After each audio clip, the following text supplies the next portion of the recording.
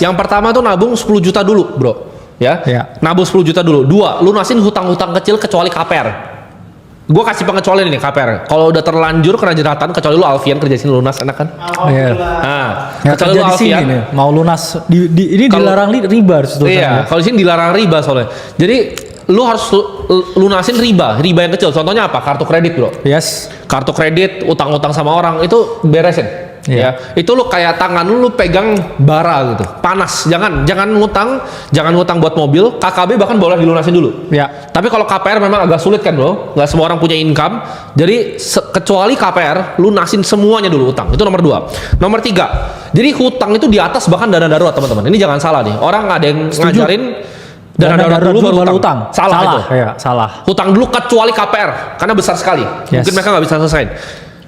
Karena gini, bro, hutang kartu kredit atau hutang yang lain-lain itu ada 33% setahun.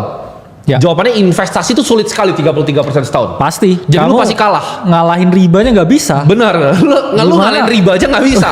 Kita nih disuruh balapan sama riba 33%, ampun bos gitu. Iya. Ampun. Daripada riba mending ke rimba ya. Iya, jangan ya. Riba 2, berantas pokoknya ya. Karena selama lu masih pakai riba, lu budaknya orang yang riba ini tuh. Karena hutang, misalnya gue hutang sama bro kakak, hutang gue itu adalah asetnya dia, makanya namanya obligasi kan. Hutang gue itu adalah asetnya orang lain, gitu. Jadi jangan jadi budaknya orang lain. Kalau gue berhutang sama bro kakak nih, bro kakak utang nih, udah gue jadi budak dia. Iya.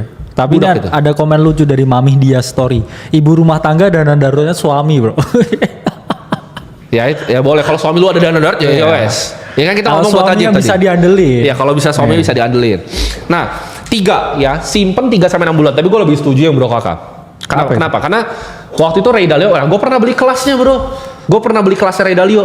Tapi bang, nah kan mereka bilang nggak ada kelas. Ray Dalio punya kelas. Nah, bingung kan lu cari di mana? Gue beli kelasnya. Nah, di kelasnya Ray Dalio dia ngajarinnya gini. Kalau dana darurat, dia bilangnya bukan cuma dana darurat sih. Kalau dia agak ekstrim. Jadi satu tuh dia bahkan mintanya tahunan. Karena mungkin traumanya dia ya. Dia pernah bangkrut. Dia bilangnya tahunan. Tapi tahunan itu, bro, misalnya kayak 5 tahun ya, menurut dia. Itu masih dikali. Kenapa? Karena ekspektasi ini digerus sama inflasi. Jadi dana darurat Ray Dalio itu dia berekspektasi untuk digerus sama inflasi. Jadi gue setuju. Kalau misalnya gue bilang 3 bulan tadi, harusnya sebenarnya bro kakak ya yang bilang lebih bagus. Jadi kan dia 20 juta tuh pendapatan, bro. Gue bilang 60. Itu harusnya 120 plus 10 yang tadi. Harusnya 130 juta dulu di rekening. Benar. Ya. Sama nih karyawan gue juga dari dulu gue ajarin sama, bro. Gue kemarin anak-anak Clipper kan baru masuk. Gue bilang, ada yang udah nanya, investasi apa bang? Lu punya 100 juta gak di rekening lu? Enggak, ya udah diem lu aja. Ya, tangga nomor 3, dana darurat ya. Tangga nomor 4, minimal 20%.